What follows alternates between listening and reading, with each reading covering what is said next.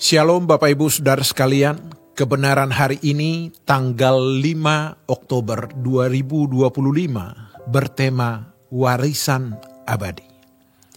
Kita dapati dalam firman Tuhan bahwa yang terhitung sebagai saudara adalah orang-orang yang mengerti firman Tuhan dan melakukannya setiap hari.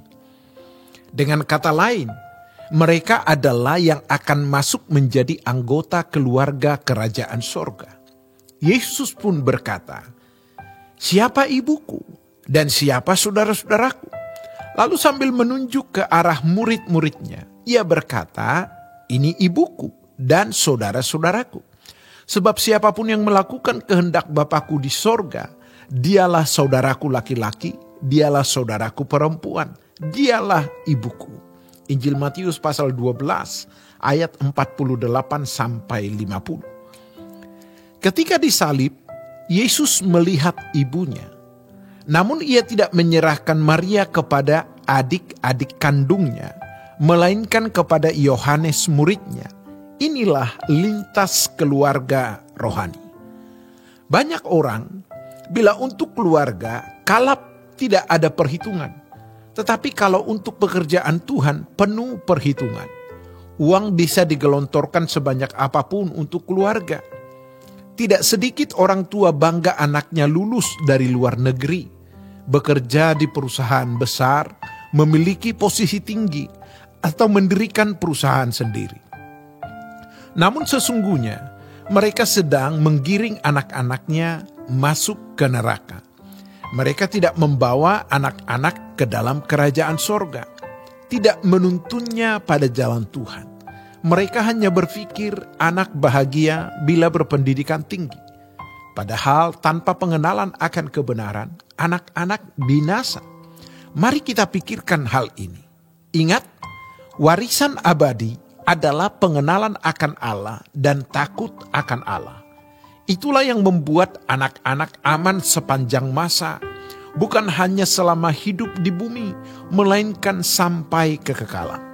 Karena itu, kita harus berpikir dengan cara pandang yang benar sebagai anak-anak Allah. Seandainya manusia tidak jatuh dalam dosa, setiap orang pasti menjaga sesamanya, bukan hanya menjaga keluarganya sendiri.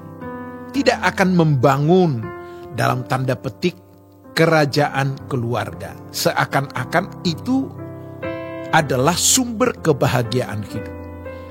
Kita bisa membayangkan bagaimana ibu Yesus dan adik-adik kandungnya kesulitan menjumpai dia. Seakan-akan Yesus tidak menghargai ibu dan saudara-saudaranya. Ia berkata, "Siapa ibuku? Siapa saudaraku?" Hal ini bisa saja membuat Maria tersinggung atau merasa tidak dihargai. Namun Yesus sedang menegaskan bahwa orang yang melakukan kehendak Bapa adalah saudaranya sejati. Seperti tertulis dalam Roma pasal 8 ayat 28 sampai 29, Yesus menjadi yang sulung di antara banyak saudara. Siapa mereka? Mereka yang melakukan kehendak Bapa. Karena itu, mari kita memaksa diri untuk melakukan kehendak Bapa. Tidak ada hal yang lebih berharga dalam hidup ini selain melakukan kehendak Bapa. Dan tidak ada standar melakukan kehendak Bapa selain mati.